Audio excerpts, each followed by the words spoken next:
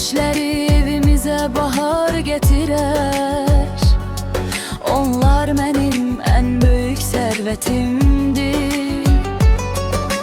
Bacılarım canımdan can, sizsiz olmaz bu hayatım. Her duamda adınız var, siz benim gururum, kanadımsınız. Ne kadar uzak düşey belə, kalbimiz hemişe bir döyüner. Allah sizi korusun her zaman, sevgimiz sonsuza kadar.